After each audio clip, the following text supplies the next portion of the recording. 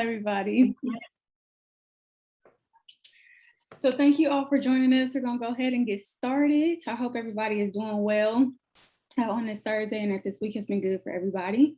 So as you all know what we are here for, we have Dr. Schick, Dr. Cotter, who will be joining us in a few, and Dr. Escobar today, who will be giving us a little bit of insight in regards to their professional experiences and background and just kind of how they got to where they are now and some of those things that help produce them into the great teachers that they are to impart onto us all that good knowledge.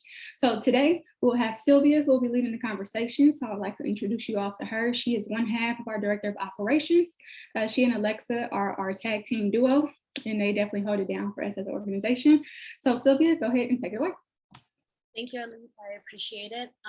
Yes, everybody, my name is Sylvia. I am one half of our Director of Ops. Alexa is our other one, holds it down for us. She has the background. I don't have the background because some reason my Zoom doesn't work. So we're still trying to figure it out. But we're very happy to have the Triangle of Power here today. Still waiting on Dr. Cotter, but he will be here shortly. So we kind of just really want y'all to feel comfortable asking any questions. I do ask that whatever questions y'all have, go ahead and put them in the chat. And then at the very end, your questions we will ask. So the exec members will kind of facilitate the conversation, have the all three of them answer the questions, and then whatever questions y'all have will kind of like weave them in at the end. So if y'all can go ahead and just put your questions in the chat, that would be great. We would appreciate that. So to get started, we kind of want Dr. Schick, Dr. Escobar, and Dr. Cotter to introduce themselves and talking about breakfast. How convenient was that? So we kind of want y'all to introduce yourselves. So Dr. Schick or Dr. Escobar, whichever one y'all want to go first, go ahead and say your name, your current positions in work, and then what y'all had for breakfast today.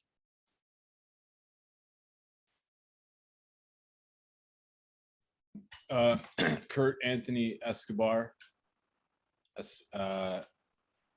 assistant professor of exercise physiology. I also am a personal trainer for a company called Always in Motion that specializes in working with older individuals. So that's where I just came from, down in Huntington, at the senior center at Huntington Beach. I also do some like on my own consulting and nutrition exercise consulting as well. And every morning I have eggs and potatoes for breakfast. 5 eggs.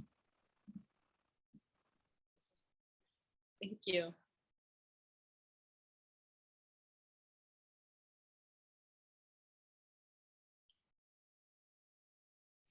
Is this me? Am I on? Yes, you are. Oh, I am. Dr. Escobar, thank you. That was a great introduction. I really appreciated that, especially the eggs and potato part. Is that true? Do you really have eggs and potato every morning?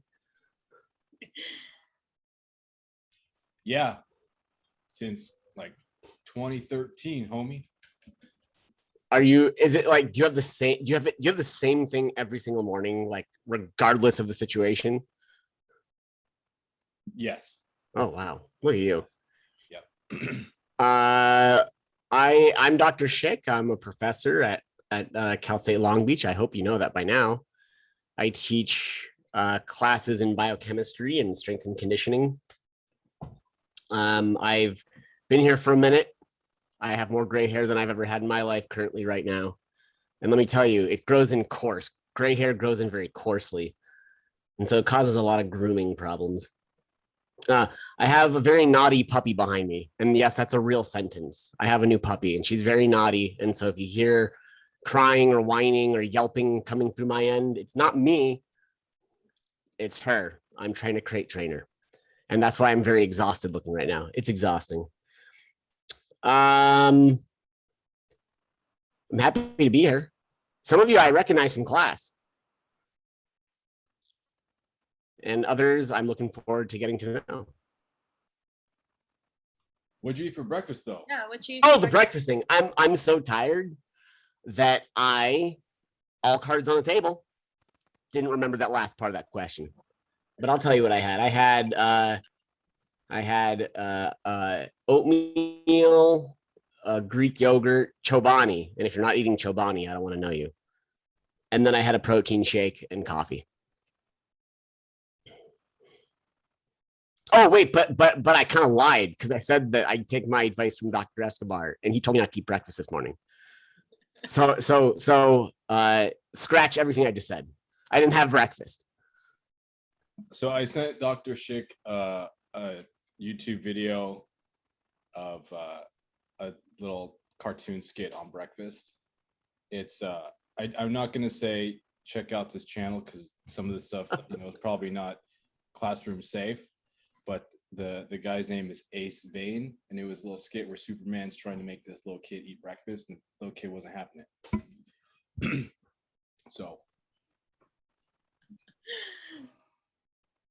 So Dr. Schick didn't have breakfast today. So we'll move on to Dr. Cotter. Hi, Dr. Cotter. Thank you for joining us. We really appreciate it. So we're kind of just having y'all introduce yourselves. Dr. Escobar, Dr. Schick already went. So we would have some bullet points here. So name, current positions, work, and then something a little fun. What did you have for breakfast today? If you did eat breakfast, apparently. Yeah, well, everyone, I'm Josh Cotter. I'm an associate professor here at Cal State University Long Beach in ex-phys with the rest of the triangle. I don't know how far in depth did they go about talking about like other previous work experiences, or that's for later? Yeah, that's for later. So just okay. Your current positions and work currently. Fantastic. All right, cool. Yep, I've been at Long Beach for about 7 years now, I think. So I'm the oldest one of the triangle, but it's been fun now that all three of us are together, and we're happy to do things like this with you students. And so I look forward to this. And my wife made it for me. I had some scrambled eggs, some ham that was fried, the sliced deli ham, between some whole wheat toast. And I've been making my own iced cold brew coffee, and that's been going awesome. If you haven't done it, get a French press. They're pretty cheap.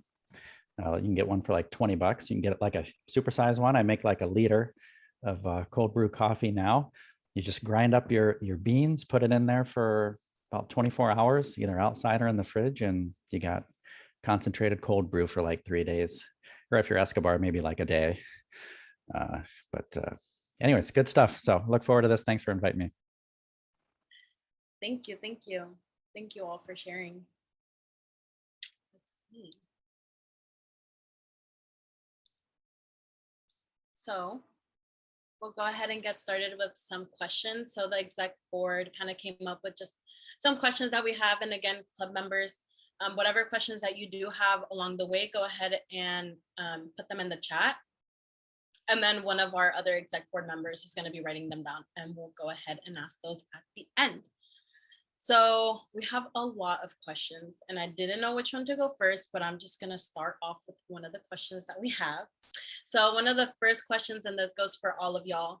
How did you get your current job right now? So did you apply, or what was the process like? Did you get the opportunity through a friend or volunteer work, or were you interning? So that's kind of like one of our first questions. How was it that you got to the point that you are here today in your current job as professors? Well, for me, it's because of Dr. Schick and Dr. Cotter. They were on the hiring committee for my position, and so as you know, Dr. Cotter and Dr. Schick will mention as well, the hiring process for a faculty member is a long one. And so I was finishing up my PhD in the spring of 2018.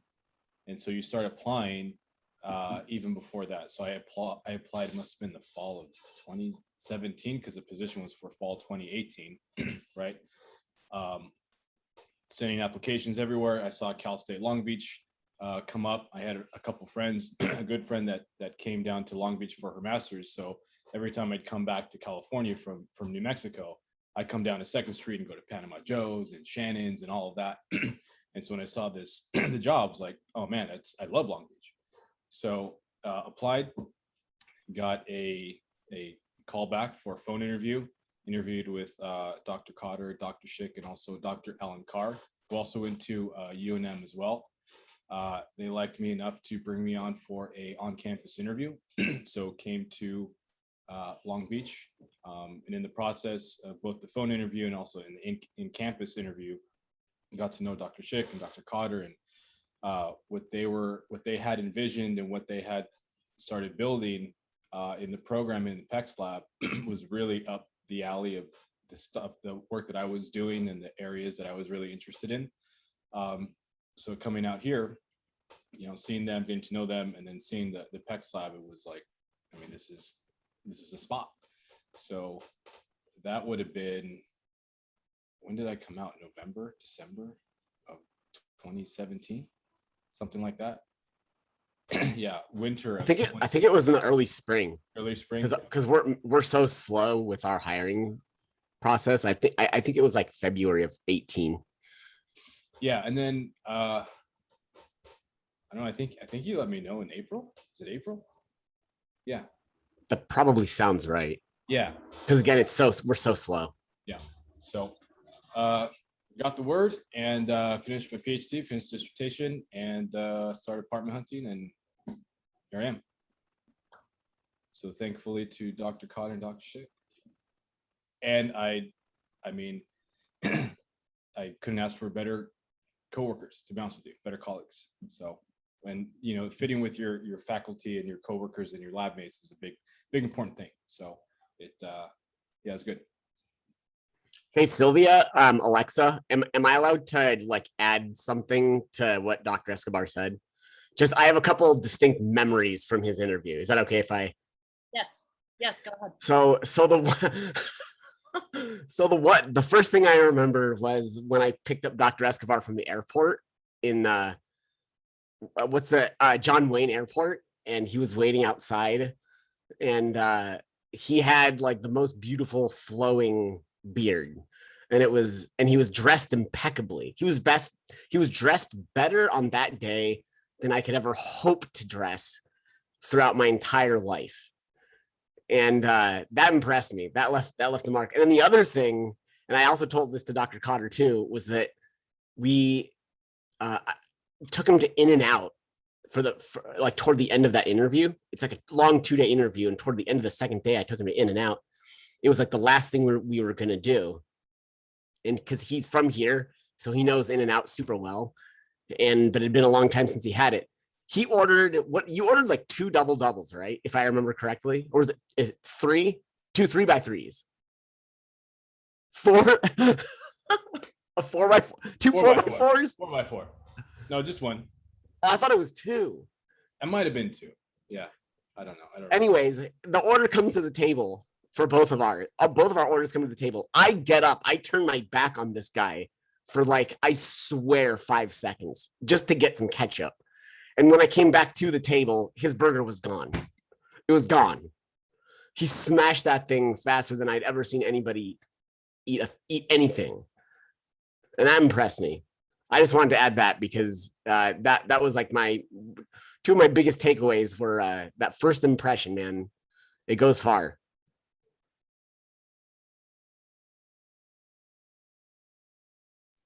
What about your experiences, Dr. Schick? You have the mic.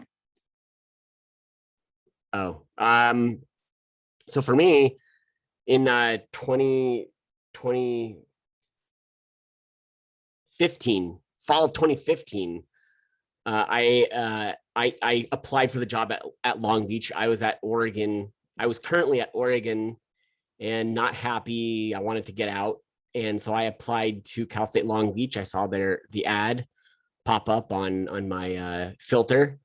And just like Dr. Escobar, the 3 of us kind of applied very similarly. The process in academics for professorships is always very similar. Essentially, you apply in the fall, early fall, and then you have a phone interview in late fall. And then if you make it far enough, you come in for a campus visit in the spring. And the funny thing for me is that, you know, Dr. Cotter and I hired Dr. Escobar. Dr. Cotter hired me. Dr. Cotter was in his first semester as a professor at Cal State Long Beach. And he was the chair of the hiring committee that ended up hiring me. And that's quite a responsibility. When you're a new professor, your head is spinning like a top. And so to have that responsibility on top of everything else that we have as professors in your very first semester, to be the chair of a hiring committee is nuts. And he was the chair of the committee that hired me. And I made it, I was lucky enough to make it far enough to get an on-campus interview. And yeah, it kind of went from there. Just from my perspective, I think Dr. Cotter and I got along well as people first. And that for me drew me in. And then I saw all the potential that was there with the spaces that we had and the money that we were going to bring in thanks to Dr. Cotter winning a really, really big grant. And so the rest was kind of history from there. But I think getting along with the people you work with is really, really essential. That's why we only work with each other.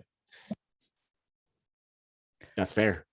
You know, that's true for us. So we get along really well, and that's important for us for the stuff we do is professors, kind of behind the scenes. But it's also really good for you guys as students too, in my opinion, because you know, if you get a chance to come into our lab whenever that is, when it opens up, no matter who you're working with out of the three of us, you're going to be working at some point with the three of us, and so you'll know how well we get along when you do get a chance to come into the lab or come to lab meetings when we start doing those again. And so, yeah, it's really good for you guys that we get along. I don't have much to add either because the process is so similar.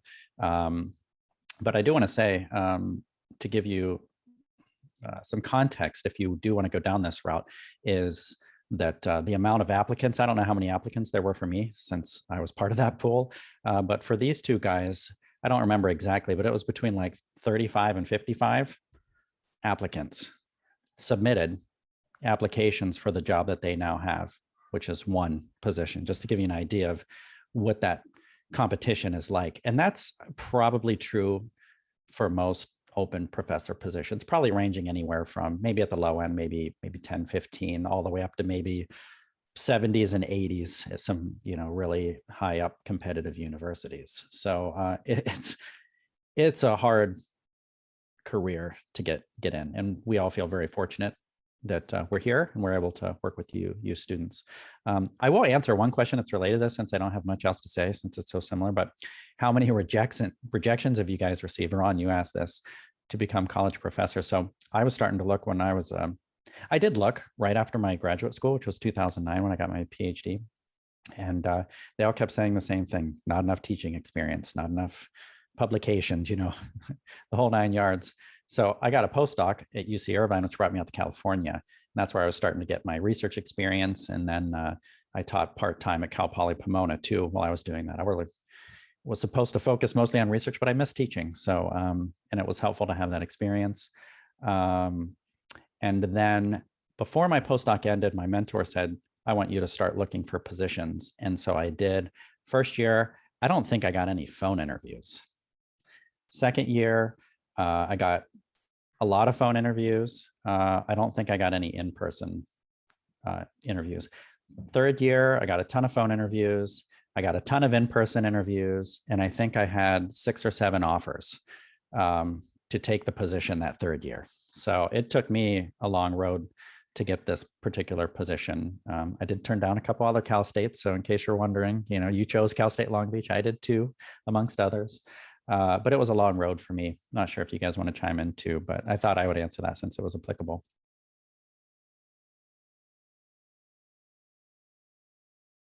Yeah, it's just really like a roulette of what the jobs are for it, the year that you're going to graduate, or the year that you finish a postdoc. You don't know how many jobs are going to be. You don't know where they're going to be, right? You don't know how many other applicants are going to be in the field with you, right? So it's varies drastically from one year to another, right? And I think for myself, like definitely fortunate that one, this position became available when I was graduating, right? And just happened to be the right fit for this job. Yeah. But when I was finishing up, I sent quite a few applications all over the country. This was my second the second interview. So this was, I had one previous phone and then an on campus, and then Long Beach was the second one. So luckily this job came up and then acted on the hiring process pretty early on. So I didn't have to go, or hopefully go to different places and have a bunch of interviews. Right. But there are a number of colleges that, just never got back to me. Some of them would be like, yeah, thank you for applying, but not really, not really the fit, or not what we're looking for. Right.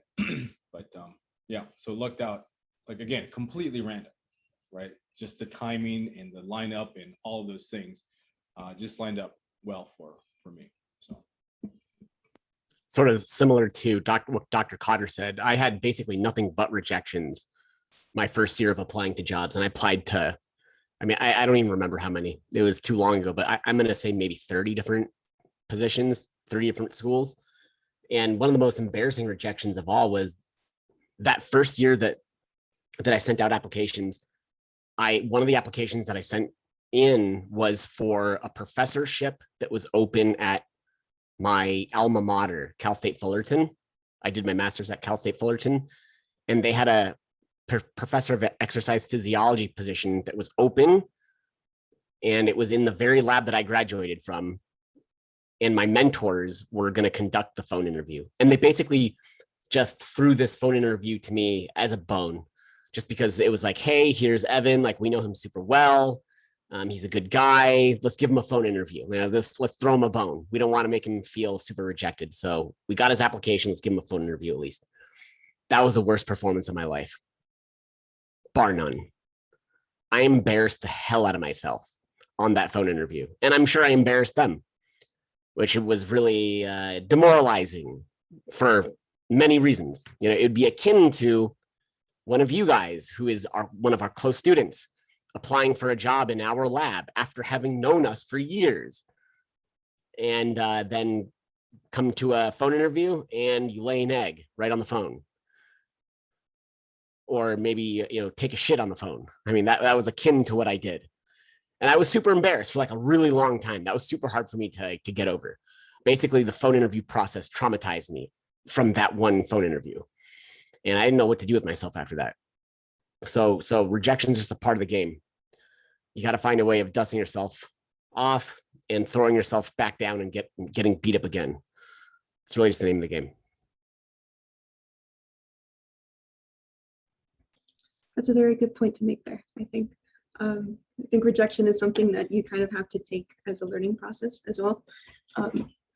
So that's a good point. And out of curiosity, since you guys mentioned it a few times in your responses, some of the past schools you worked at or even attended as students, just out of curiosity, what did you guys do your master's or doctoral dissertations on?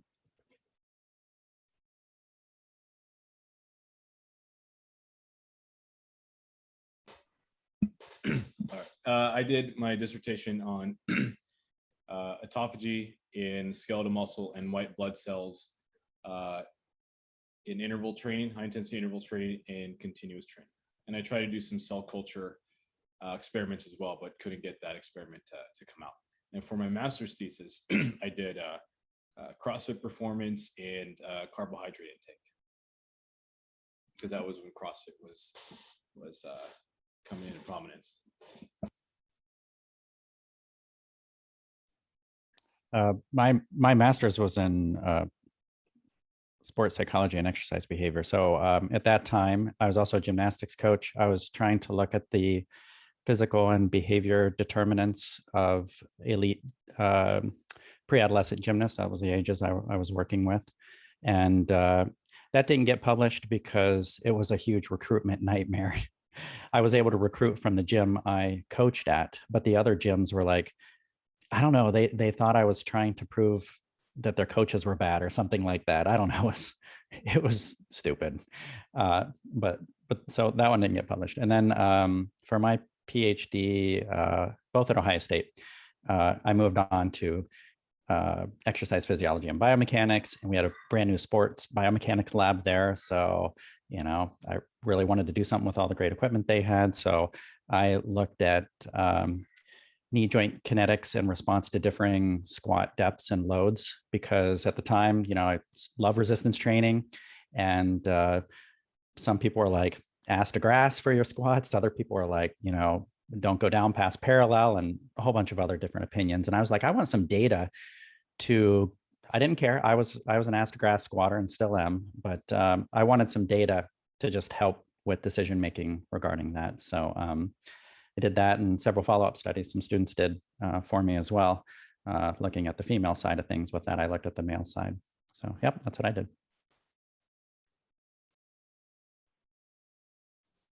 For my master's, I looked at muscle activation of a few different muscles during the bench press.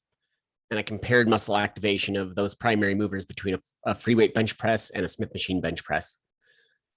It did get published. It's really, I've told a few of you this before, that like, when I go back and read that study now, it's super embarrassing. It's written really poorly. I don't understand quite how it got published. And I'm sure sometimes you guys read articles and maybe you're like, how did this get published? But it got published, and that's really the end game of it. For my PhD, I used a mouse model. So I did research with mice for my PhD. And we specifically had a line of mice that overexpressed a particular gene called FOXO1. FOXO1's a gene that's expressed all over the body in every cell. But in the muscle, it helps control metabolism, glucose metabolism, and fat metabolism. And so what we did is we had a way of engineering these mice so that they overexpressed this FOXO1 gene, specifically in skeletal muscles. And we studied what happened metabolically when you did that. And that's what my PhD was about.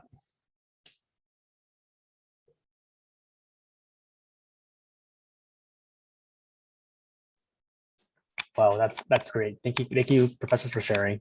And we're going to transition to our next question, which is, how important would you say your past occupations were to you in becoming who you guys are today? Could you repeat that question one more time? I missed one of the words. Yeah, sorry. Yeah. So basically, how important would you say your past occupations were to you in you guys becoming who you guys are today?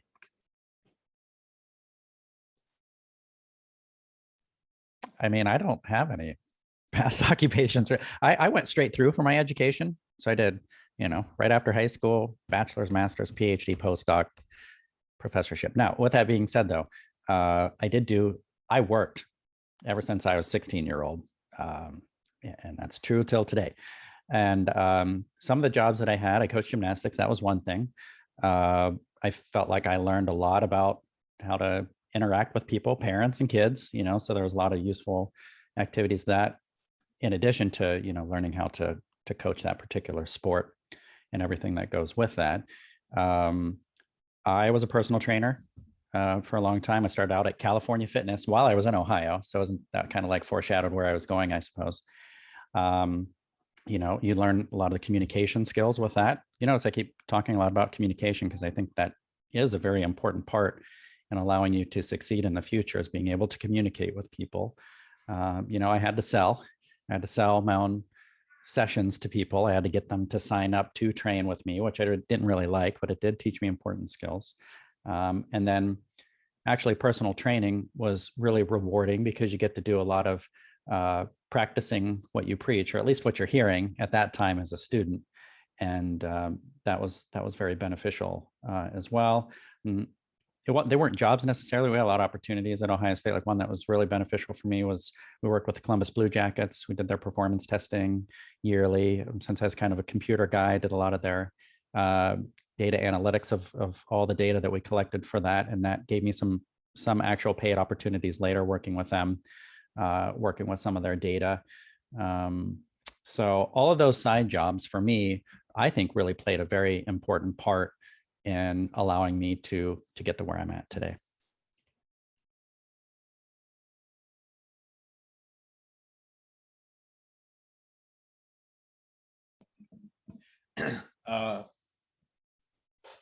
Yeah, so I got into exercise physiology because I started doing personal training.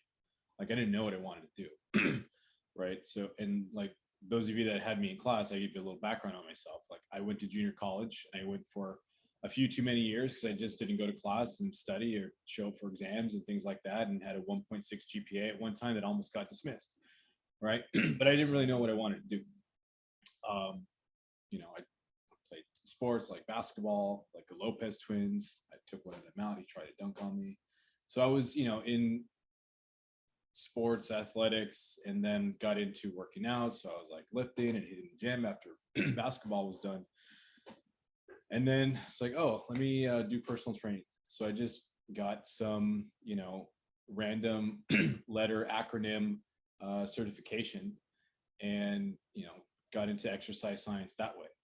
And at that time, as I was, just getting started in personal training, that's when I transferred to Fresno State into the exercise science program. So it was really, as I was learning exercise science, exercise physiology, things on nutrition, I was doing it as well, like with my clients.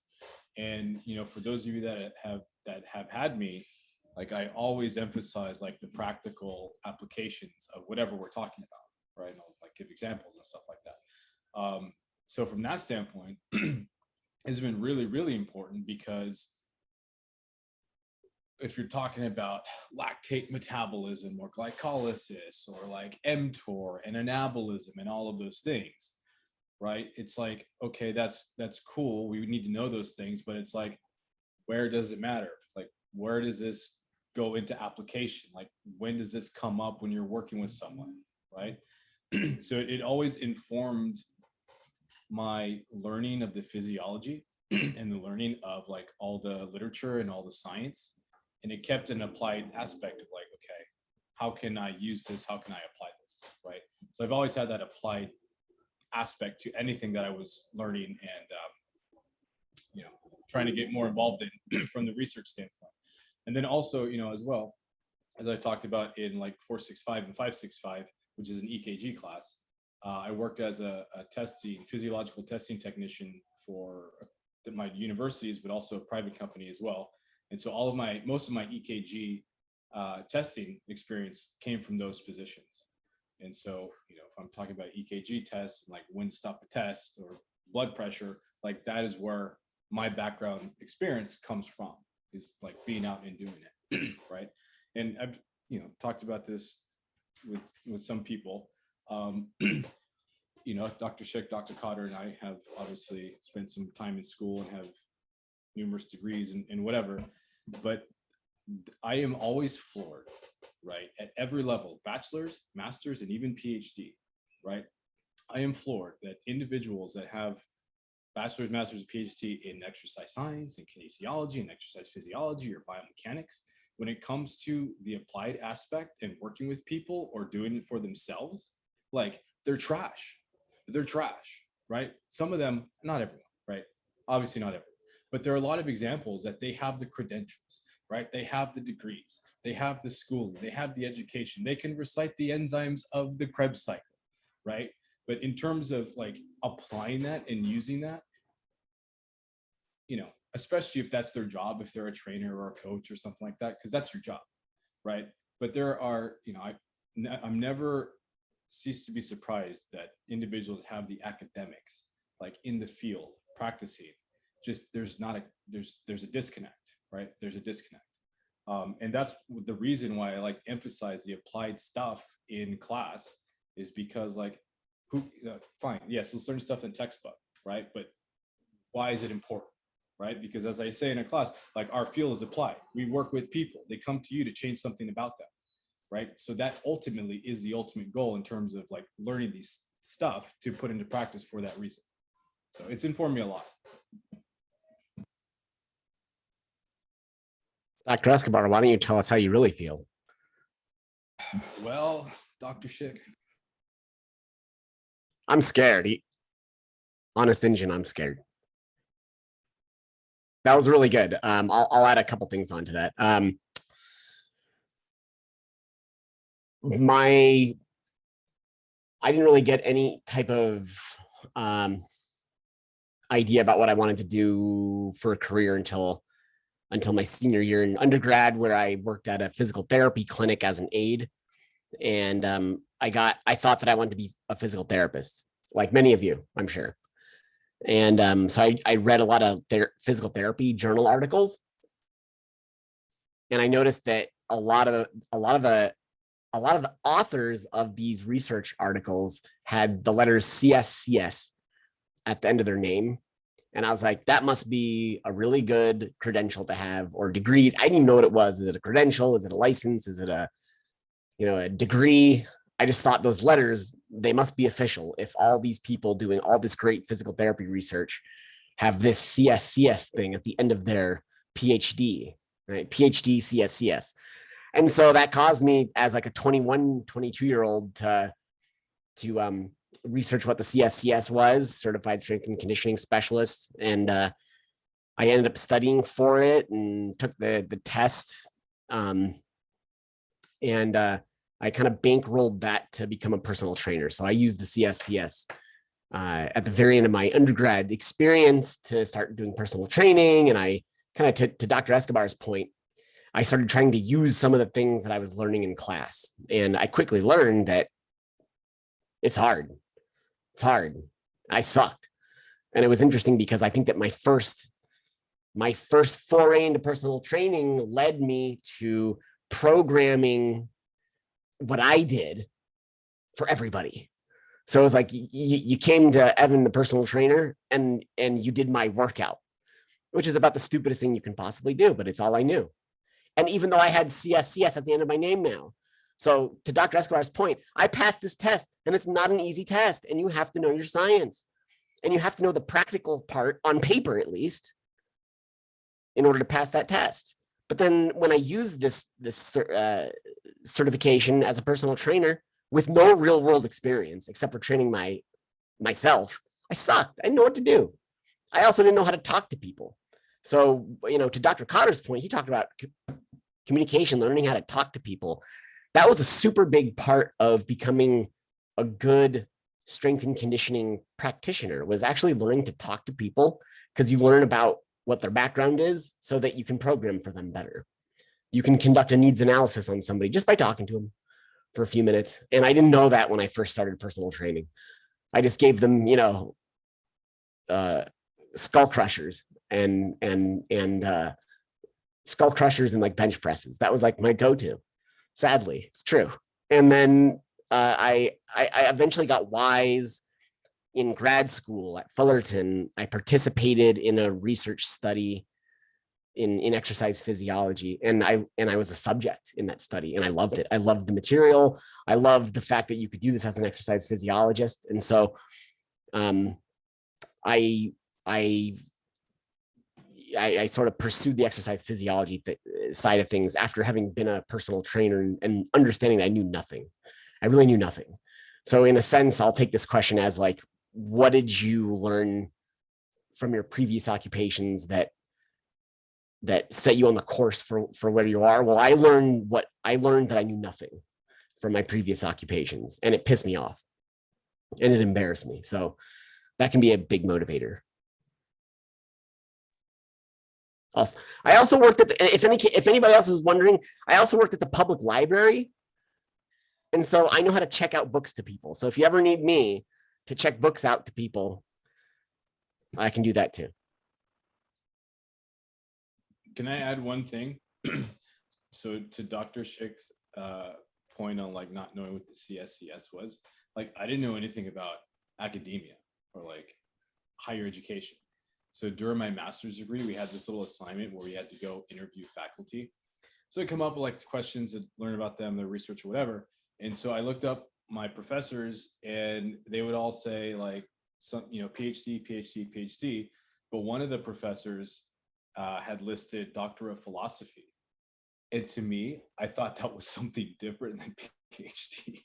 So I go into my professor's office and I ask him, so what's, I see a lot of, PhDs, and you have a Doctor of Philosophy. How is that different? And how has that informed your or education, whatever. And he just looked at me, it's the same thing. So I learned that. We learn something new every day. Thank y'all for sharing. So kind of sticking with the same topic. Now that y'all have discussed like your past occupations and things like that, it's kind of like two questions in one. So the first part of that question is, knowing what you know now and having those past experiences, would you have chosen those occupations? And also like, what were y'all's favorite parts and least favorite parts of those occupations that you did have? And that goes for anybody. I know the waiting game of who's gonna go next is fun. So Dr. Escobar, you're unmuted. You can go ahead and go first. All right. So would I change? Sorry, rephrase that one more time. So first part is knowing what you know now and like your past occupations that you had. Would you choose those occupations again? And what was your like favorite part and least favorite part of those occupations? Sure. The best part and the worst part of at least the personal training aspect was the hours. The best part was like you can make your own hours, and the worst part is like you can make your own hours, and sometimes you're in at 5 a.m. and you don't go home till like 10, 11 at night. Right. It worked for me during school. It works for me now as a professor, right? We have a flexible schedule. So from that standpoint, it was really good because like, okay, I go train in the morning, early in the morning, go to class, work in the lab, collect my data, and then go back to Bally's and train some clients, right? Or go teach a class or whatever. So it was really good from that standpoint. Actually on a 5 a.m. session, I was pulling into the studio I was working at the time. And I got in a car accident. It wasn't bad, but they hit me and then the airbag went off. And I was like, shit, I have to train because I need money. And then I need to go, I have a data collection session at 6:30. I have to go collect my data for my thesis. So I went in, parked, trained, got back in, drove to campus, like holding my airbag up, and then got my data for the morning. So that's the grad student life.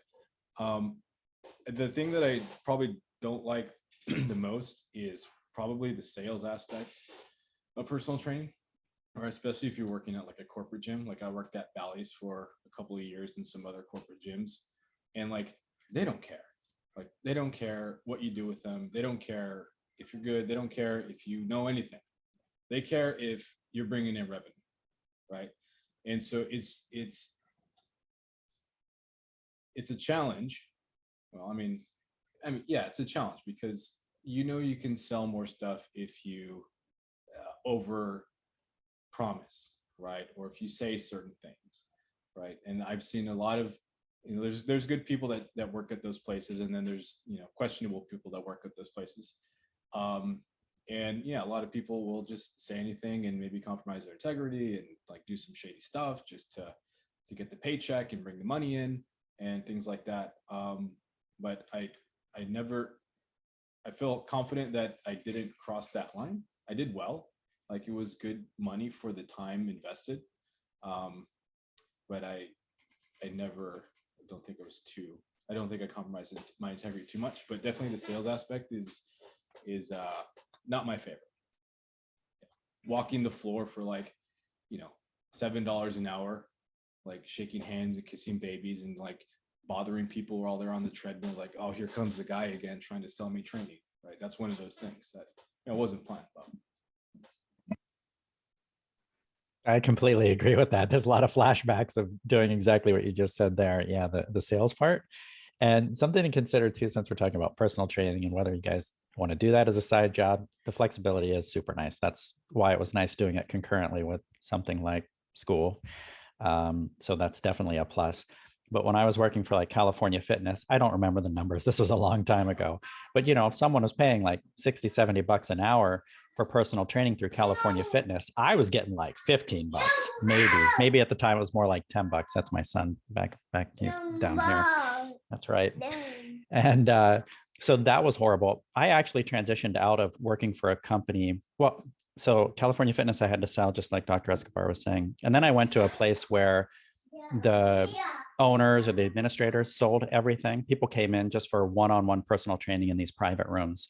And that was nice because I just set my hours and they found the clients for me. I just came in, trained, and left when I was done. I actually really liked that model from a personal training perspective because I did what I wanted to do, train people.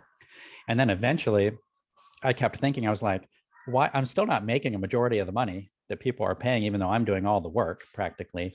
So I eventually transitioned out and I started training privately. I found my own clients on my own and I trained them in various environments, sometimes as easy as out in the park with some equipment I brought, to some gyms. I could set up something with them. There's different ways of doing this where I could bring clients in and train in their gym space. You also have to pay, in different ways for that as well.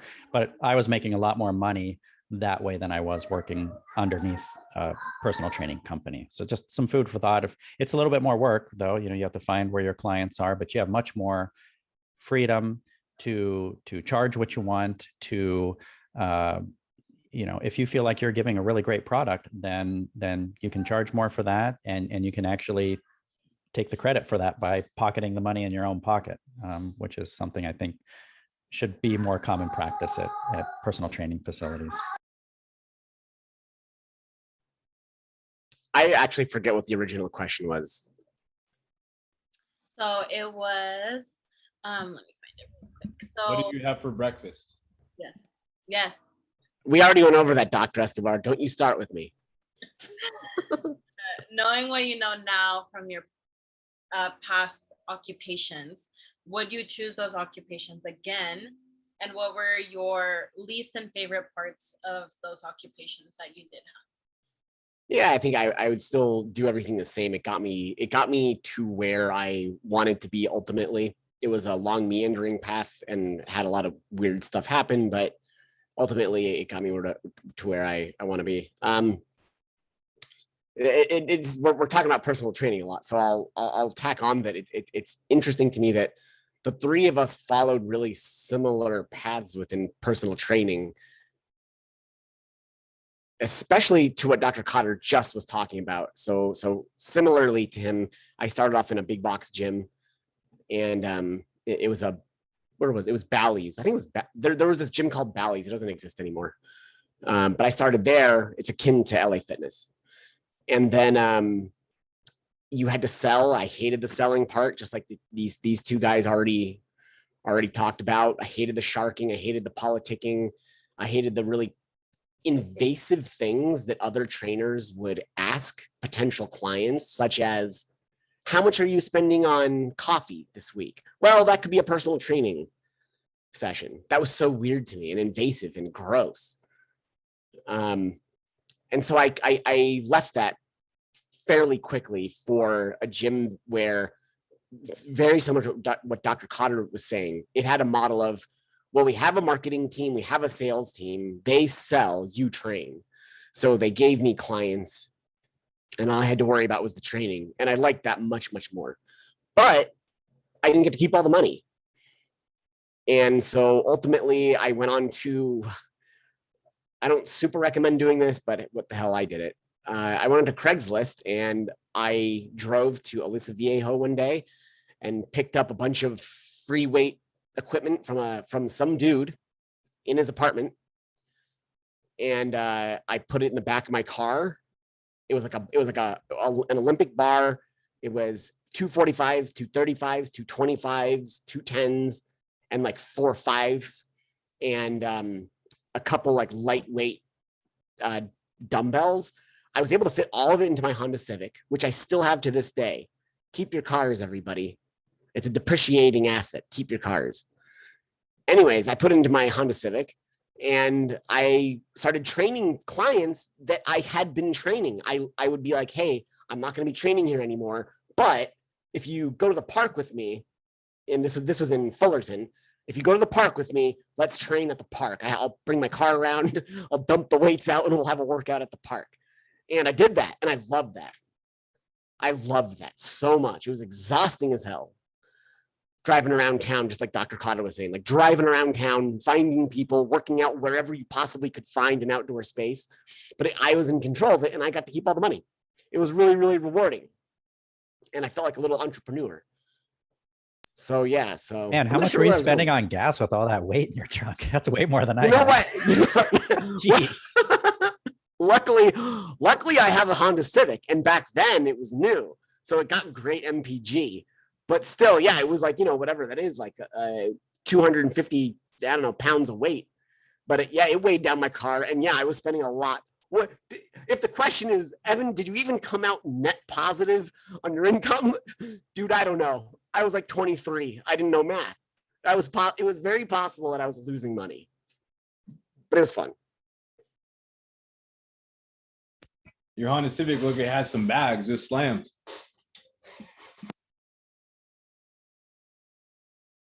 We can't do that now. Gas is way too expensive. I paid $4.80 a gallon the other day. That is true. And I have a Honda Civic too. It's crazy. Crazy. Thank y'all for sharing. I appreciate it. So we're going to move on to chat questions real quick. First question that we have is, what is the most recent exercise myth that you had to debunk? I'll let y'all think. Any of y'all can go first. I'm sorry, can you repeat that one more time? I was coughing. What is the most recent exercise myth that you had to debunk? I'll shoot first since I just unmuted myself. Most recent exercise myth that I had to debunk. Man, you know what? I'm gonna have to think about that. Debunk. I don't, you know what? I'm gonna need a minute. I actually don't, I don't have anything right off the top of my head.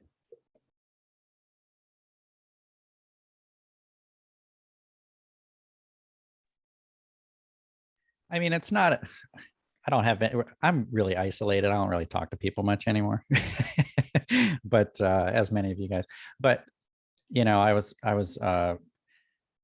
being a bad person, and I was, looking at social media, and I saw people, this was like a year or so ago, talking about COVID-19, of course, and a lot of arguing on that. But, people were talking about masks and how just simply they were bad for your health because you're rebreathing, whatever, your own, what were they calling it? Your recycled breath or CO2. I don't know what they were saying. It's a whole bunch of crap. And I can't remember what I said, but, I just had to chime in about, hey, you guys know this though, that people purposely spend money on these training pieces of equipment that supposedly do exactly that, much better than a normal surgical mask or an N95 mask would do, right? For the purposes of positively improving their physiology. So how a little dingy surgical mask or anything like that would cause health problems, I find it, I kind of debunked it a bit. And I'm not saying that might not be true in some odd circumstances. I can't for sure say that, but in general, it was stupid. And I don't know, the whole social media thing. And that's the one thing I like about what you guys are going through in your education, especially what Schick, Escobar, and I are trying to do. And that's teaching you how to find good information to support the ideas that you're talking about. No one does that. I mean, 98, from what I can see, 98% of the population cannot find valid sources of information, nor question the information that's being spewed to them. So you guys are way above the rest, but that's as close to an exercise myth I tried to debunk here recently. I'll just, somebody said in the chat that I gave a lecture on lactate this week. That is true, but I didn't really debunk anything. I didn't really, there was nobody who approached me during class and was like, hey, I think lactic acid exists and I think it's a bad thing. So I'm not gonna say that I debunked anything. I do make a point of saying that lactate is a very positive molecule.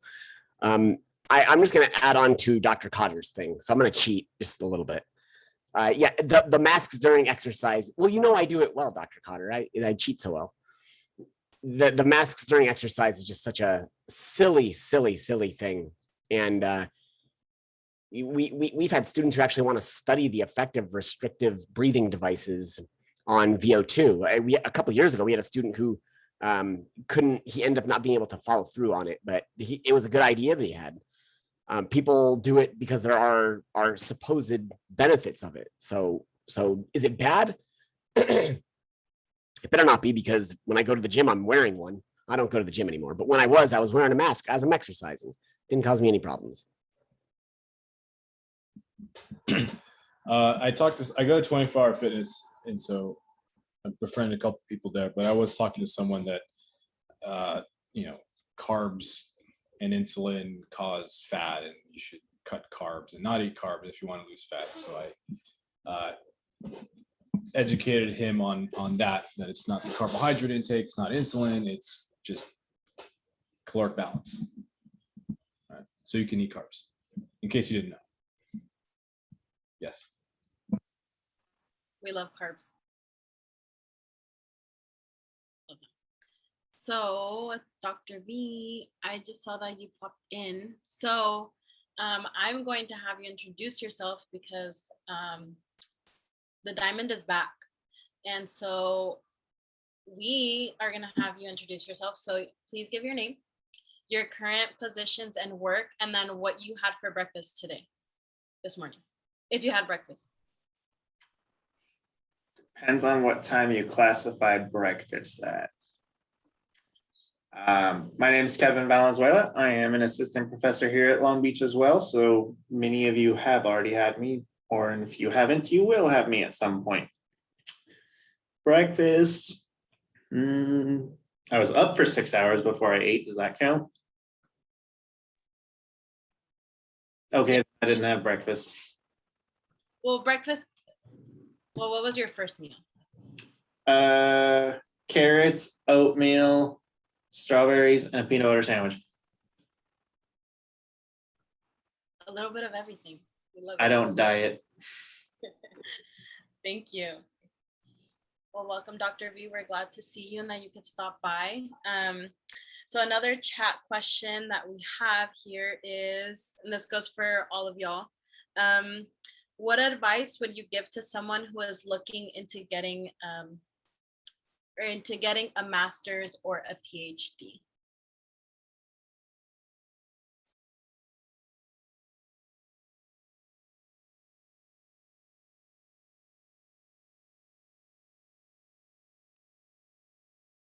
Either one. I believe that's for Dr. Valenzuela. He's new to the show here. It's a lot of pressure. No, I'm kidding. Find somebody that you actually want to work with for a couple different reasons. One, they're researching something that you're interested in, because if you're going to spend this much time doing something, you might as well do something that you like. But two, find somebody who's actually going to teach you something, not just pass you. We have too many students now who are looking just to pass, and you aren't learning anything if you're looking just to pass. So find somebody who's actually going to teach you the research process, teach you what everything means, teach you how to do it well. Now, I think of the four of us, we can all teach you that kind of stuff, which is a good thing. But if we're not researching things that you're interested in, you got to find somebody who is researching something that you're interested in. Find something that's useful for you specifically. Or find a professor who will buy you beer.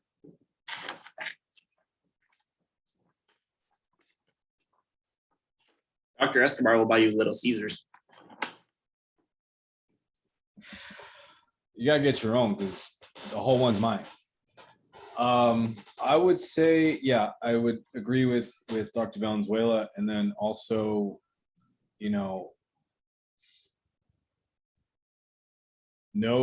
would say have a genuine interest in the topic, right? So for me, like, that's what it was for me. I got interested in exercise physiology, like, as a thing, like, very interested. And that's what, made me want to get a master's, because I didn't think, oh, I'm gonna get a PhD. I didn't even think I was gonna get a master's. At one point, I was like, I don't even think I'm getting a bachelor's degree, right? So have an interest in it, like really go for that reason because you want to know more. Obviously, there's employment, job things that come with that, right? So that was another thing as well, like a master's that may make me more competitive, right? But if look, there's a difference between going for a master's and then going for a PhD. Okay, there is, because whereas a master's is going to perhaps open more doors for you, you're more qualified, you're more competitive for jobs in the field. PhD is different. PhD is going to essentially kind of limit, like it's a very specific degree, right? And you're getting this degree for a very specific reason because you want to have a very specific job or work in a very specific domain, academia, research, science, things like that. Now, obviously, especially with our field of study, like again, like I mentioned, is very applied. So you still can do stuff like I'm doing right now. But I don't need a PhD to do that, right? I need a PhD to get a faculty position. So understand that if you're contemplating doing a PhD. And then also, like, you got to know, and you can never really know, because I didn't really know until I got the degree and got the job. But know what that degree, job, know what that life entails, right? Because there's positives, there's negatives, right? That comes from a lifestyle standpoint, that comes from an economic standpoint, that comes from a flexibility standpoint, that comes from an autonomy standpoint. And I'll just say this part. In addition to, like, I'm really interested in exercise physiology. Okay, in addition to that, which I wanted to learn more about and like do and work, and I found out that I really enjoy teaching and communicating and talking about this stuff. The main thing about me wanting to get a PhD and to get a faculty position was autonomy. There is very few jobs that will allow you the autonomy from a day-to-day level that a faculty position will grant you. And for me, like, that was the highest priority, more than the money aspect, right? More than the other aspect, but it's like from a day-to-day basis, no one tells you when to come in. No one is watching you do your job. No one is telling you how to do your job, right? No one is over your shoulder, right? No one tells you what to do or how to do it. Obviously, there's certain realms and parameters and things we do have to do, like in terms of being retained and getting promoted. But from a day-to-day basis, no one tells you what to do. And like, for me, that autonomy was the most important thing. It's like, I want that. I'll take the hit on the other aspects and try to make up for it other ways. But from the agency autonomy aspect, that's what really drove me. That's what this position spoke to me at, like, on that basis.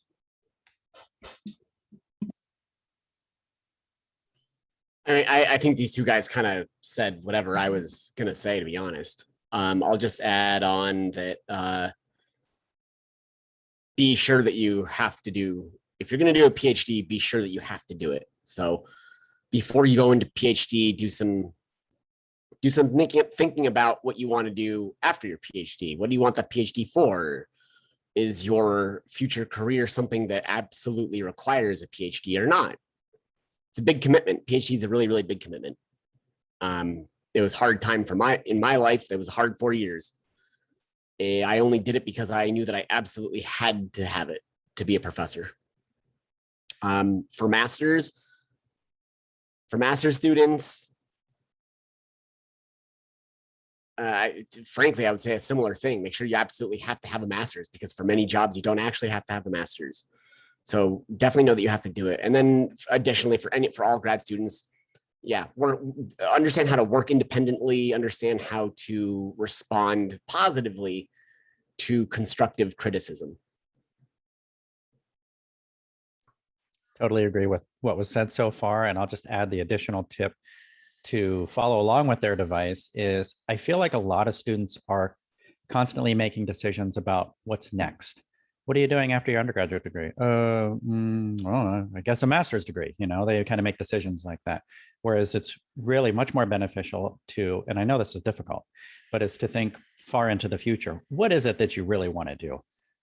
Taking into consideration your interest in doing that, the money that it's going to pay, the comforts of life that it's going to award you, all those kind of things, and make your best decision. Like really set your goal for that and get as much information on that as possible so that you know you're making the right decision for yourself, and then start going the path to reach that goal. But what might happen is as you start to go down that path, you might get some new information in which you realize that that initial goal that you're starting to go towards isn't right for you anymore. And you have to pick a new goal, and you start making decisions to reach that goal. And that's exactly how it was for me. I changed multiple times. I was a business major. It's going to be an entrepreneur, make millions of dollars. That was the intent. And here I am as a professor making not millions of dollars. But I had to make different decisions on what I needed to get to my final goal based on what that final goal was. So you got to know what your final goal is before you can decide all these other factors about whether or not a master's or PhD is needed for you. So really, I know it's hard, but really try hard to focus way into the future. What is it that you want to do, and what do you need to do that? Thank you. Yeah, I think that's the hardest part, is like the knowing. And one of the other individuals, she's no longer here anymore, but since it's recorded, she asked, sticking with the same topic, how do you find an area of research, and what skills or traits are valued when doing research? So kind of sticking with like the same topic of like knowing and where you kind of want to go with that.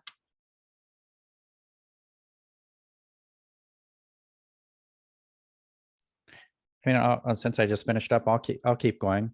The question is good in one sense, and the other one, it strikes me is somewhat of an interesting question to ask, because I think the natural direction to go for research is just, what are you interested in? That's how I figured out my master. I told you I coached gymnastics, right? What did I do my thesis on? Gymnastics. I was super into resistance training for my whole life, and PhD, there was a question about squatting. I kept seeing all these different questions about ideas about how to squat. So I did research to help people figure out what to do for their squat exercise. It really falls along with, what do you find interesting? And if you're confused about what's interesting to you, you need to get out there more. And you'll find out what's interesting to you. To give you another idea about what that means is, for my postdoc at UC Irvine, I took that as an opportunity to learn some cellular and molecular techniques that I was lacking from my graduate education. But it was regarding exercise countermeasures for space flight. And we had a section on that in our physiology class. And when I was taking the class, I found it kind of boring. I was like, why do we need to focus so much on such a small amount of individuals that are flying in space, which seems to be going to increase here soon with all that. If you haven't read about the civilians up in space here recently. But after I got into it, I was like, actually, this stuff's pretty cool and can be applied to all of us here on Earth, the research that's being produced for NASA and astronauts, that is. And so I had to be exposed to that before I actually found out I was interested in it. And now my research tends to deal with that, even if loosely, ever since I've been exposed to it. So I think just figure out what it is that you like, and then you can find research that's being done on it simply by taking that interest and heading over to PubMed or Google Scholar, typing it in, and find some research that pops up, and you'll start going down this pathway of finding one research that leads to another piece, to another piece, to another piece. And here you're starting to then develop what research interest might be good for you.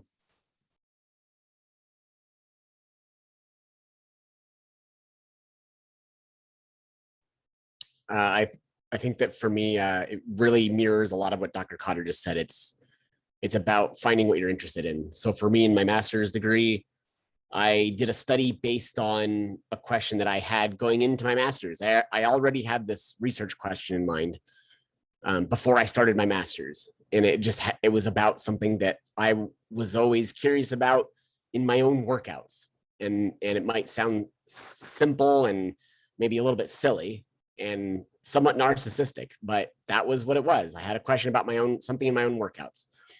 And it turns out that it was a worthwhile research question, but I didn't know that until I talked to professors. So yeah, reading, whatever it is that you're interested in, do that thing. You might be able to formulate a research question, And then also talk to professors, bounce ideas off of us. That's what we're here for. That's what we get paid millions of dollars for, as Dr. Cotter said. He's lying. We are millionaires, all of us, clearly. And you know, the reading component for PhD really comes into play. So if you're somebody who's thinking about doing a PhD, for me, the only way that I really developed the research interest at that level was tons of reading, tons and tons of reading. I was able to find a topical area that I felt was personally interesting. I had it was health related. It was something that was related to issues within my own family's health and my own health. And I really only understood that it was even an issue worth studying once I started reading. And so that getting out into literature is super important. And as Dr. Cotter said, looking through Google Scholar is maybe even more important than looking through Instagram. Although I don't know.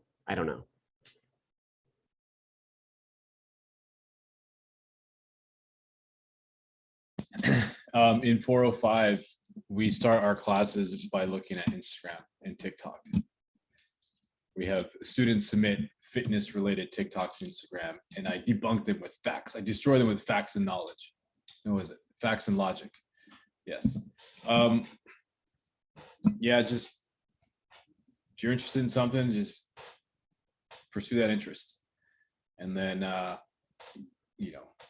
meet people, connect with people that know about it, that have background in it, that have done it.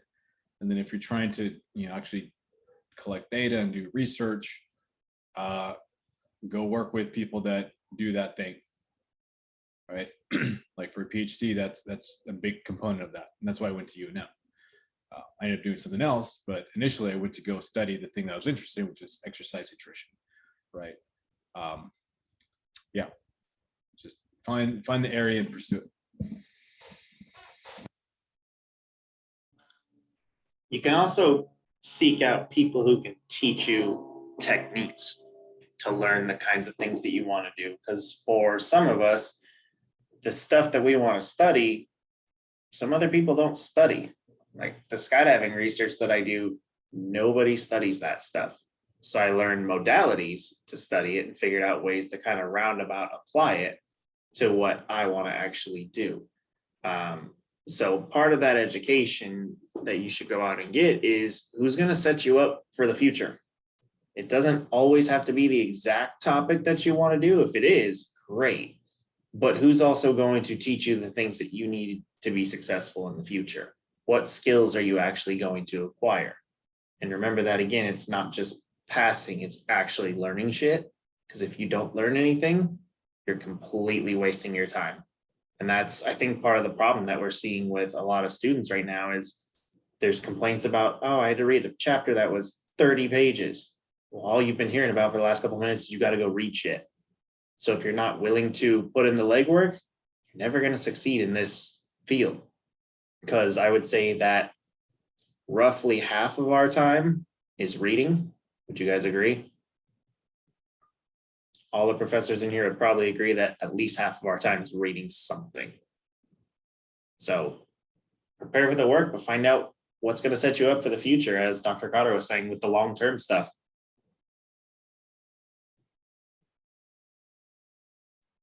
Thank you all. Let's see. Any questions? The next question, sticking with the topic of graduate school, when looking at graduate school, is it better to go to a good school that is less expensive or a school that is more expensive? Does the prestige of the school play a big part in your career after graduation?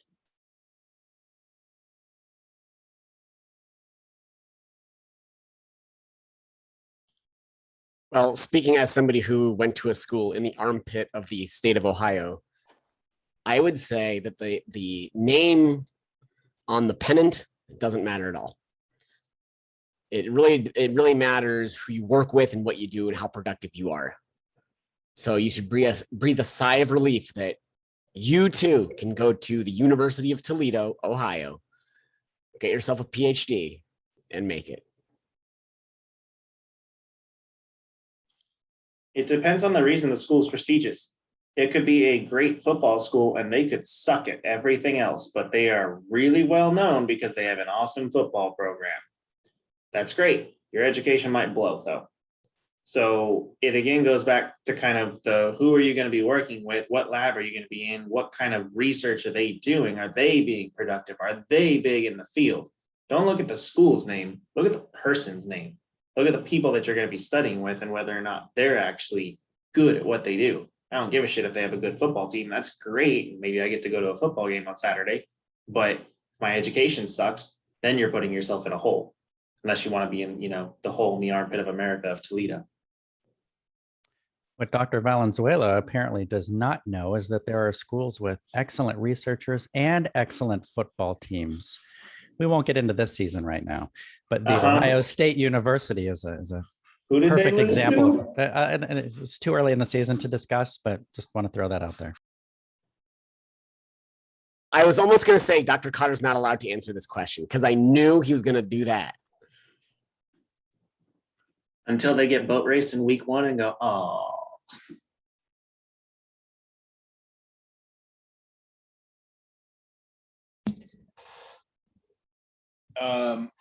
Well, I think one thing that will play a role, should play a role, is the funding opportunity as well, right? Because if a school's expensive or whatever compared to another school, well, do they have stipends? Do they have assistantships, like teaching jobs, GA positions that you can either get your tuition paid for, some of your tuition, and then get a stipend.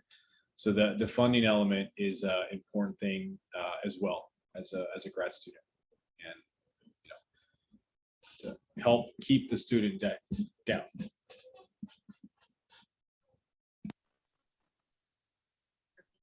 Thank you. And we have a lengthy one here. Somebody in the chat asks, I want to be a chiropractor in the future. What advice can you give me to get closer to that goal? Additionally, how do you manage to pay for higher education and how has that affected your life? For example, if you have to pay back loans.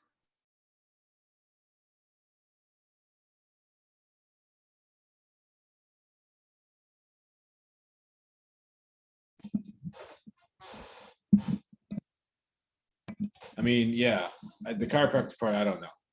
But from the debt part, student loan part, I know about that one. I will say, like,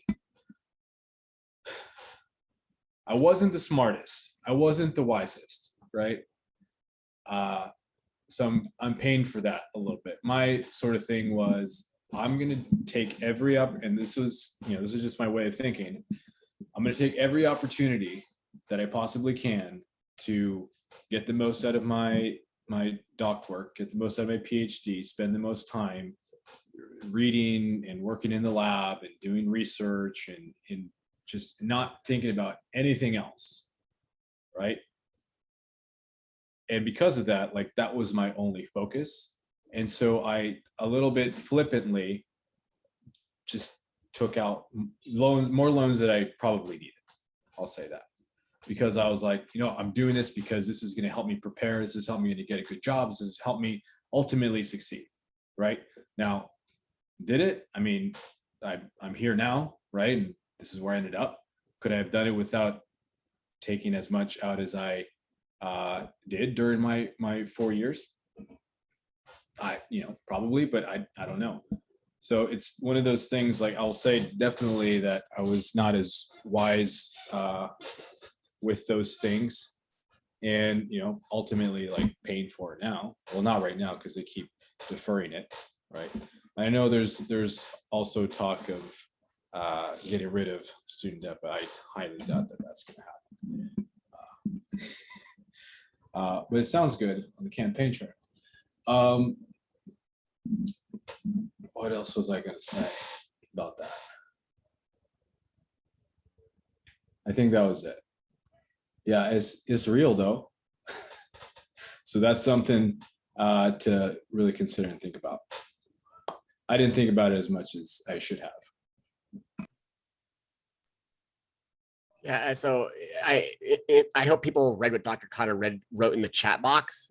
he kind of sums it up. If you have the choice between some glamorous school, but that won't pay for your school versus sort of just an adequate school, but they'll pay for your school and you still get to do good science, good research, then you should choose that, because loan debt can saddle you for literally decades.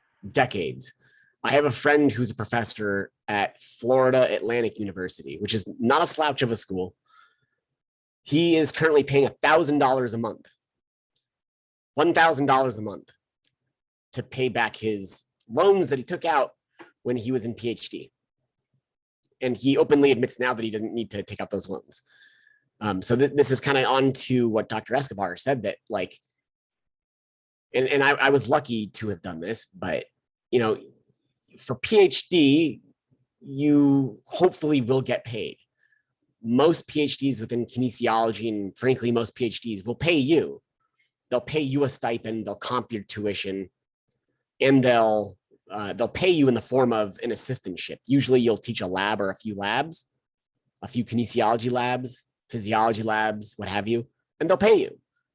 It's not a lot. It's not enough to live the high life. And so I think it's important now, and frankly, I think it's important throughout the rest of your lives to live well below your means. Live well below your means. You have no idea how much it will benefit you when you get to our age, if you can figure out how to live below your means. You don't have to have, look, I have a 15, 16-year-old car and I don't care, because I can still live comfortably and I'm not struggling to pay back tons and tons of debt that my friends have to pay back. It's rough. So I think that form of delayed gratification is incredibly important. I think it's also rare. So it's something to practice now so that you can get to be an adult and, you know, you can actually save for family, save for retirement, save for whatever it is that you need to save for without having to pay back thousands and thousands and thousands of dollars of loans. So it's rare among people, but when you can do it, it's really beneficial. And it's painful in the moment. Trust me, it's painful in the moment, because throughout grad school, really, I had no life. I did nothing. I sat on a couch, I wrote, and I read. And I went to Costco. I bought everything at Costco at the low price that Kirkland offers. And that's all you really need. And I never went out. I never went on lavish vacations. And yeah, it was boring, but it was a grind. And being a grad student is a grind, man. Being in your 20s, it's a grind. If you're living some glamorous lifestyle that you think you're seeing on social media from your friends, number one, they're not living that life. And number two, if you try to live that life without having the means, you will really end up in a boatload of trouble. Financially, emotionally, mentally, it's going to be nothing but problems for you. You're much better off living well below your means, understanding how to budget, understanding how to save your money, and learning a little bit about finance. I'm not trying to railroad this into a discussion about finances, but it's important to learn now as somebody in the early 20s or mid 20s or however old you are.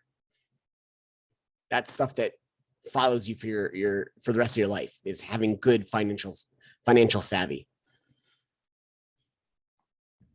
Just to clarify one thing that Dr. Schick said there, all good information. I posted my experiences there in the chat, so definitely check that out. When he's talking about you get paid, so in my instance, for instance, I never got a bill for tuition. It was just, I never saw it. It was gone, tuition gone the whole time. But then I also got a paycheck every month. That's what he's talking about getting paid. He didn't mean that by they just pay your tuition. I also got a monthly check to help pay for rent, food, that kind of stuff. And it does go fast. So you do have to kind of play it pretty simple when you're in grad school. But unlike Dr. Schick, I still had fun. You know, I went out with my students that I was in grad school with. We had beer on Friday and Saturday. You know, we went out to eat. But you know, that was about it. But for me, that's good enough. I definitely didn't do vacations or anything like that. I couldn't afford that. But you know, depending on what your needs are, that was good enough for me. And I think I had plenty of fun with that kind of lowly stipend. And I had to, in kinesiology, we had the lowest stipends all across Ohio State. It was $1,000 at the time, a long time ago. And that was it, but it was good enough. Rent's a lot cheaper in Ohio. For chiropractor, I don't know, but that's a little iffy one to get into as well, in my opinion. There are probably some good chiropractors, but there's a lot of bad chiropractors too. And I'm not sure where that stems from, if it's an educational process or what their freedoms are after they become a chiropractor. But just be careful going into that and do your due diligence and in what route you're going to take to get there. I don't know what that route is, but just play it smart, use good judgments if you're going to go down that route, and just do good for the people that you're working with. And lastly, sadly, I have to go. So it's 6:30. I knew I had to peace out at 6:30, but this was really fun. And I know there's only a half hour left, so I didn't miss much, but hopefully we'll have a future opportunity for us to come back, maybe for exercises medicine or anything else. But I'm on sabbatical this semester, so I don't get to see you guys hardly at all. So it's really nice seeing you guys. And don't thumbs down, Dr. Valenzuela, you'll get one soon. But keep it up, study hard, do great stuff, do research if you can, or at the very least network and talk to us professors. We're here to help you out. And we want to see you be successful. So good luck with everything and have a good evening. Thank you, Dr. Cotter.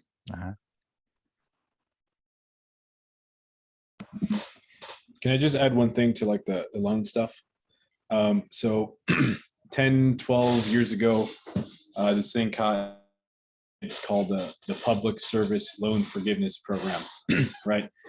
And so what it is if you go into public service, which going into education qualifies under, the thing was, if you show that you are making your payments consistently for 10 years, they'll wipe out your debt, all of it, which sounds like, oh, that's awesome, right? Well, the last year, or maybe it was, last year was the first cohort to hit their 10 years, right? So the first eligible cohort. And out of, I can't remember what it was, it might have been like dozens of thousands, maybe 100,000, I forget, it's some insane number of applicants. 99.9% of them got rejected. Like next to no one was approved for that program, for, fine detail BS sort of underhanded disqualifications, right? Much different than what the bumper sticker campaign sort of promised. Like, it's not that it's like from a particular person, but the political thing, we're going to absolve student debt. Well, 99.9% of them didn't get, right? For one reason or another. So in case you have heard of that, don't bank on it, because I'm not. So then it looks like Dr. Schick's plan of not having any fun once again reigns supreme. Marry rich, have lots of fun. Did you? Fuck no. Oh. No, I make all sorts of mistakes. I will say, though, there is a lot of money available out there for grad students for travel funding, conference funding, all sorts of stuff that goes unused. And all universities have a fund to support student stuff as far as conferences and professional development go. So don't think that you have to pay for all that stuff on your own. Look for every opportunity imaginable. I've gotten a few $100s here and there from all sorts of random places throughout my grad school education, including I got up to, I think it was $3,000 from a conference to just go there. And it was off of like a photo contest. It was the weirdest thing ever, but got me a bunch of money, got me to Australia for free. So look for all those opportunities to exploit any money that you can get from any position. It's not the greatest monetary situation to be in as a student, but there are pots of money out there to steal from. So do it.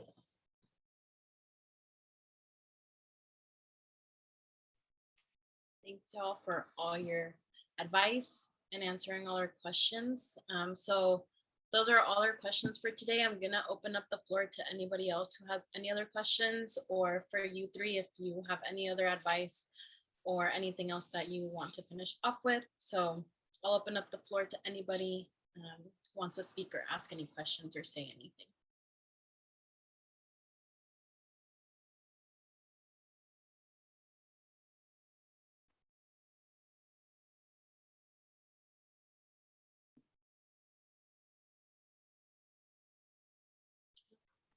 I have a question. This question is actually for Dr. Escobar. So I found out from something that you submitted to Sylvia that you were a WITS instructor, World Instructional Training School. So a couple years ago, I actually got that certification. And it was interesting to see that you got it, because usually when I say it, people are like, what?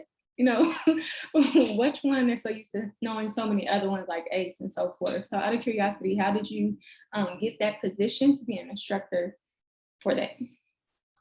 If I recall correctly, I think my undergrad advisor sent that to me. Yeah, this was back when I was undergrad or master's student. Yeah, so he sent that to me. I didn't know what it was, but I applied, and I didn't do too much with them. I think the main stuff that I did was just like proctor the exams. So I was sort of like an on-call sort of person. Got you. Okay. Yeah. But yeah, I was employed with them for a while. Okay. Yeah. I actually reached out to them like recently to say, hey, you got a spot open? Like, I'll do it again. But yeah.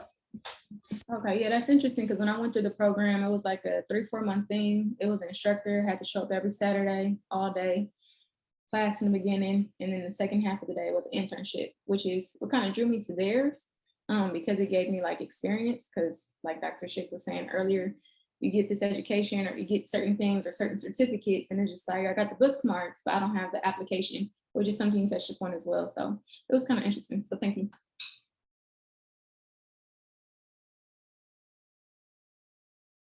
Anybody else that wants to ask a question?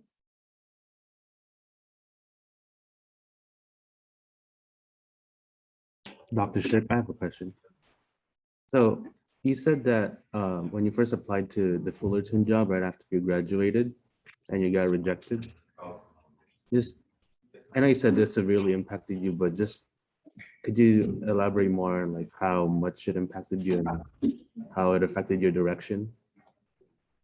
Oh, it impacted me a ton. I was so ashamed of myself and really, really embarrassed. And I couldn't talk to, so that interview was conducted by 3 professors, 2 of whom were my mentors at Fullerton. A third professor who was just like a new professor, he was just like thrown on the committee because they had to have 3 professors on it. But those 2 professors, I apologized to them. Like I wrote them like formal emails afterwards and just apologized to them for my performance. It wasn't, I didn't say anything inappropriate. It was that I just panicked. I choked because in that interview, as I'm speaking, it suddenly became all too real in my mind that I was talking to 2 people who I basically idolized for the preceding 10 years. I was head over heels in professional love with them. And it took me out, it distracted my mind. It took me out of my game, and not that I had any interviewing game anyways, but it was too much pressure. I panicked. I kind of couldn't believe I was doing what I was doing. Like I couldn't believe that I was on the phone interviewing for a position to work alongside these 2 professors who were like my heroes. And so it hurt me for a long time. The entire rest of that application campaign, in which I interviewed over the phone for maybe like 5 or 6 other universities, it haunted me and I sucked. I mean, I was really, really bad. And I was just super lucky to get a position at the very end in Oregon at a liberal arts college. But it was pure, it was just, they were desperate. I was desperate. So it was just a match made in heaven, a match made in desperate heaven. Otherwise, I would have been jobless. I would have had this PhD, all this experience, all this knowledge, and I would have had no job. And I would have been stuck in the butt crack of nowhere in the glass capital of the world, Toledo, Ohio. So it haunted me. It drove me insane. It put me in the it put me in the hospital for 5 days. The stress of that interview and then the succeeding interviews in which I just kept being haunted by that one phone interview. So Ron, to answer your question, it messed with me for a long time. It took me about a year to recover from it. And the only reason that I recovered from it was that the passage of time tends to cure what ails us. And then secondly, I did really well in my position at Oregon. Like once I got to Oregon, I was like, all right, I'm gonna lay down the hammer. I'm gonna do my job. And I'm gonna do it well. I'm gonna make them all like me. I'm gonna make them write me good letters of recommendation. And so that's what I did. I just became work obsessed that first year as a professor. And that enabled me to then come into my second year of phone interviews. There were 2 years where I sent out applications. First year, terrible. Second year, I was super confident. I knew my shit. I knew I had a lot to offer these schools. And I made scripts for my phone interviews. I had really strong answers. They're all pre-formed answers that I had written down on a legal pad. I knew every question that was going to be asked to me. So every time I had a phone interview that second year and they asked me a question, I would just go to my legal pad and go, oh, there it is, that one right there. And I already had my answer. I recommend that to everybody. If you're doing phone interviews, always try to remember the questions that they're going to ask and write it down right afterwards. The one thing I did well, even though I crashed and burned that first year of job applications, was that every time I had a phone interview, I wrote down all the questions. So that the second year when I came in and did a whole bunch of phone interviews, I already had this massive library of questions and I had all my answers to them. Highly recommend doing that. Made a world of difference for me. It works for any job.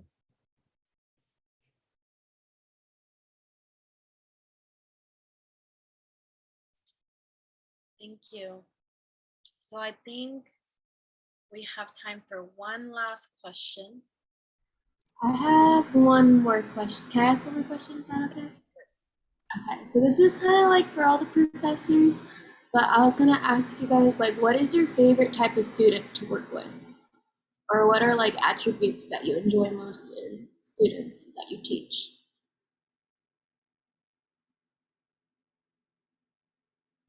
Can you repeat the question one more time? I'm sorry. Yeah. Like, what is your favorite type of student, and like, what are attributes that you enjoy the most, like, when you like teaching? Does that make sense? Sorry.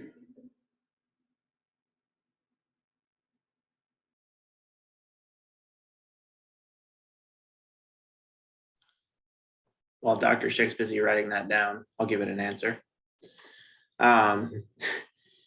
Students who are actually driven to learn something, and I kind of alluded to that earlier, where I don't like students who expect something out of me. I'm here to help you. I'm here to teach you things and get you where you want to be, but I'm not going to do it for you. You have to do your own work and you have to be self-driven to get to that point. If I have to chase you down, like for my research students, for example, if they're working with me on a project and I have to continuously chase them down, I get real annoyed and then I eventually drop them. I'm not here to chase you. That's not my job. If this is something that you want, you need to go for it. And so the students who are actually driven to do things and who come to me with their problems, come to me with the research stuff, meet the deadlines that are set or exceed the deadlines that are set, those are the ones that I tend to gravitate towards the most and who tend to get the best out of me. Because just as you get the best out of us when you put in the work, we get the best out of you when we put in the work to you. So it's, a reciprocating relationship. So I think the students who are incredibly self-driven and show that they actually want to learn are at least the favorite style for me.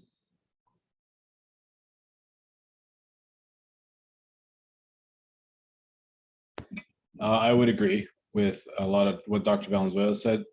And then, from the classroom standpoint, I like having discussions and conversations and contributions from students. So, that's always welcome. And genuinely like enjoyed when we have like a discussion in class, or someone brings up a point or asks a question, and then that, you know, leads to more than just what was on the slide or what I was going to talk about in class.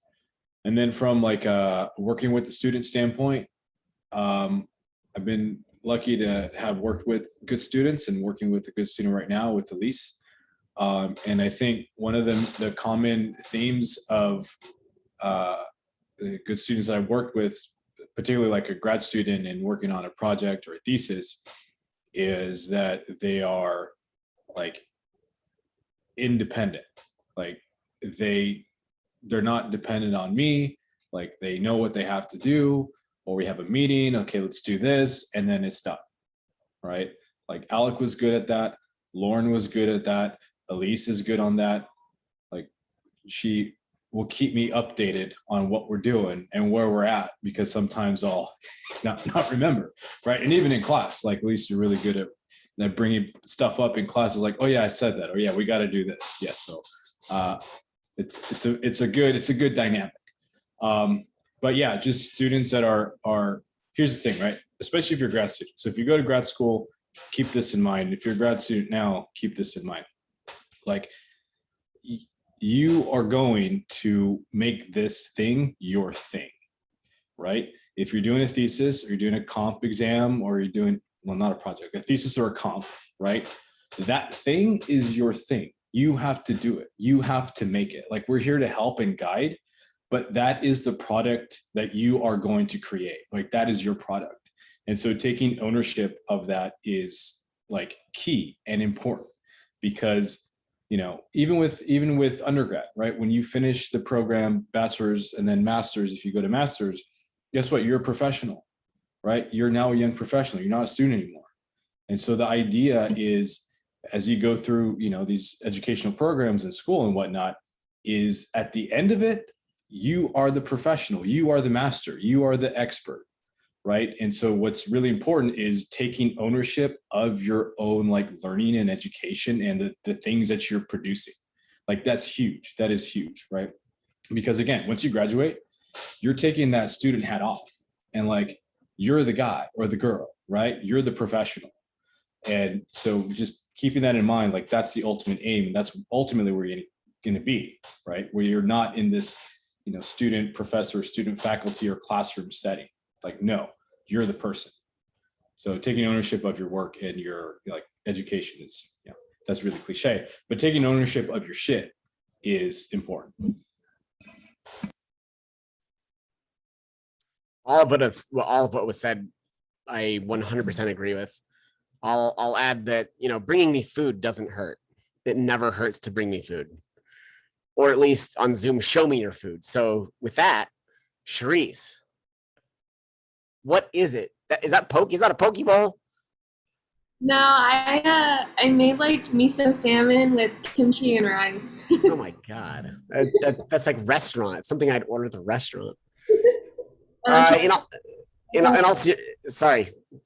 You would you like to take the mic? Here you go. No. Pass it right to you.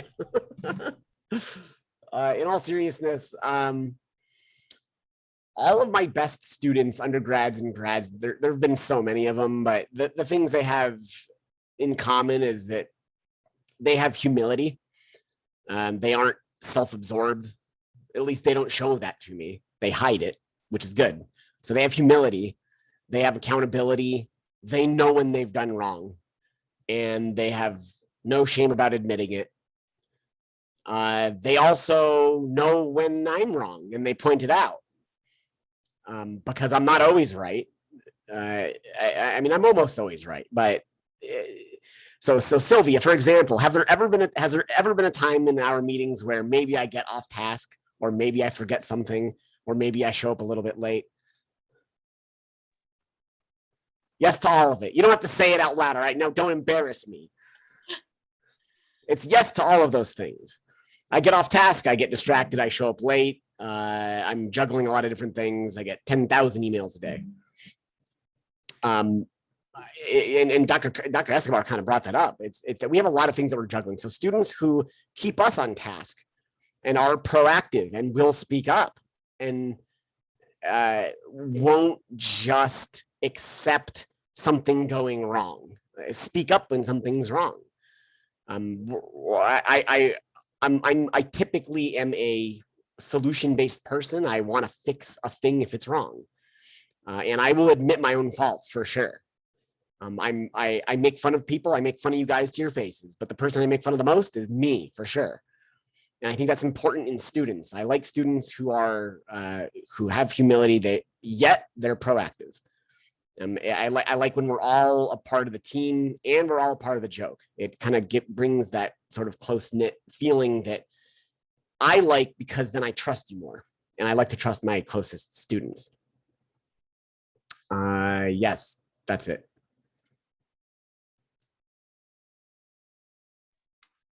Thank you, everybody. So yeah, we have like 5 more minutes left, but I think that's where we're gonna end it. It was a great question, Therese. Thank you very much. Now we all know. Hope y'all were taking notes.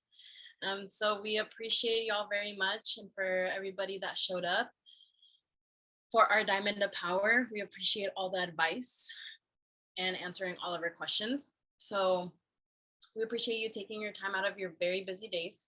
And that was it for today. We really appreciate it. And we hope that all of y'all have a great rest of your evening and great weekends, and hope to see y'all next meeting as well. So again, shoot us an email, anything like that. So thank y'all so much. We really appreciate it.